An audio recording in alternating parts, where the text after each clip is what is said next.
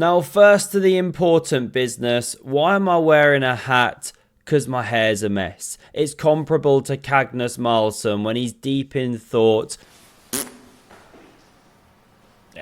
And now on to second things, the Freestyle Chess Finals, South Africa. It's Mango Chutneyson playing with black in this game. He's world number 1, but he's facing Levon Aronian, a beast himself at 43 years old, especially in this format. Levon opens with the tried and trusted D-pawn. One of the guys wins this game, and they go on to win the whole event, because then the second game was a draw. Magnus could copycat. It's a great way to make a draw. Just keep mirroring. That's not true. Please don't try that at home. But he goes for a Dutch defense with these colors, not reversed, sorry, but with the queen and the knight reversed. This is the only difference. These two pieces swapped, otherwise the same.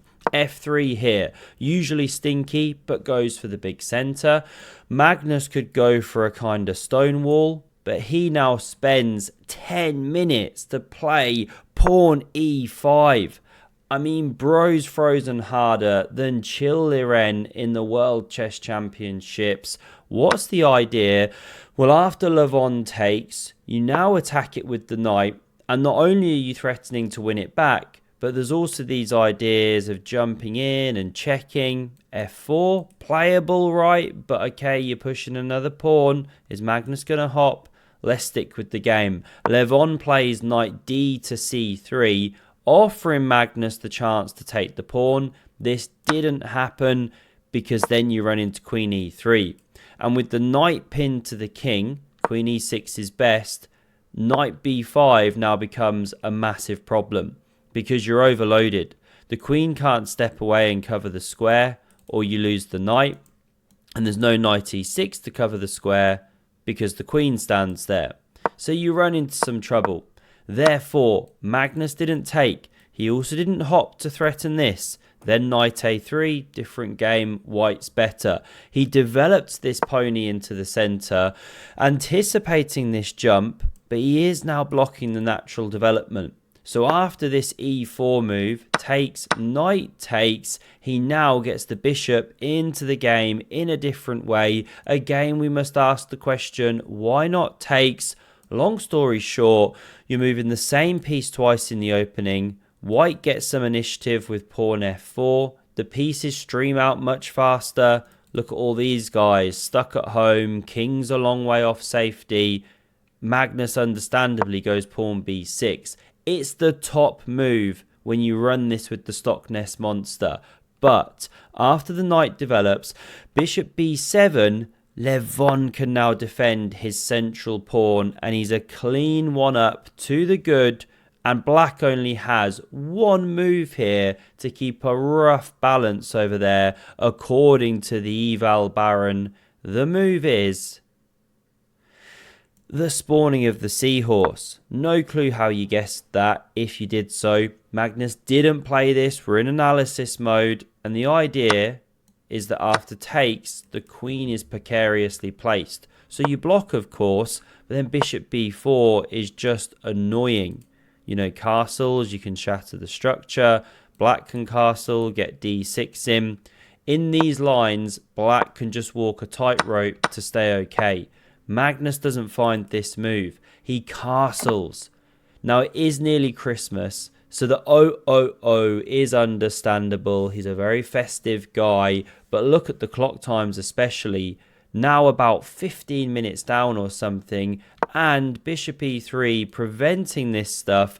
You're much worse on the board with the black pieces. g5 is a massive consideration, but then f5. And where's really your play? It's not easy to drum up. Let's just confirm that. This obviously now looks weak, but where to go? You can go queen f2. And even if you win back the pawn, so dangerous. Fine. Not played. Magnus lashes out with d5. It allows en croissant. Of course you play it there. It's what we see in this game. And now we see the queen developing to f2. Covers this pawn, which was attacked twice. Bishop b4 is best. Really not an easy move when you've just put the bishop there. But but you do stop castling for the time being. You threaten some stuff, maybe. The knight's covering, but this was played. It's a big mistake because now Magnus runs into the move. Bishop c4. And you cannot win this pawn. There's all pins galore going on, and knight g5 is a threat now, winning a piece. So this was played. The queen moves again. Levon now castles. We do get one of those beautiful rectangles. We've seen a few. Both players win a dancing lesson. With Vidit Gujarati, he can really move it and shake it with the best of them. And the best move for black here is again knight c5. You step away from the pressure. Rook he8, another consideration. Magnus, however, goes king b8, and Levon whispers, do you even rook cliff, bro, as he pressures the queen. Knight g3 was also very strong. f5 on the way. This was the game here, and now can you find a killer tactic that Levon unleashes on the board here? Rook takes on d6 the move, and if pawn takes, then this knight drops. So that's why we see rook takes to stay with the defense of the pony. But now this knight takes, so you didn't really sack an exchange. You won it immediately back. The queen does hold the knight together here, but white's got the bishops and a dangerous extra pawn. It soon pushes. First we get a little bit of tickle. Queen dropping back. And now f5 is strongest, or knight d5 looking so natural. But Levon plays this tricky move, and he is playing on Magnus's clock a bit at the moment. Basically, everything is crushing. The position's so good. Bishop's attacked here, simply backs off. Now queen d7 breaks the pin, and f5, it lands on the board. The knight is completely dominated. You got nothing but stinky moves like this played. Dad's absolutely ashamed. What are you doing back here? But he's got problems of his own because the bishop's scything down the dark squared diagonal. The knight re-enters the game, and there's so many good moves for white. Jumping with the knight is one. You could lift the rook, cover some key squares on the 4th rank, although that one looks a tiny bit scary. Levon goes g4 here, and the position's so tough to play. Let me show you what happens if you try a few natural moves. a6, no good. Queen takes on b6, using the pin. So you can't cover this knight jump. What if you bring a rook to the center? Challenge. We can swap, and simply put the pressure on here, and like this, and it can't be defended. And finally, what if instead of doing all of that, you jump in with knight d4? Again, there's tactics. Now, if queen takes, you lose a knight. If king takes, you still lose a knight. Lovely use of the tactics and geometry.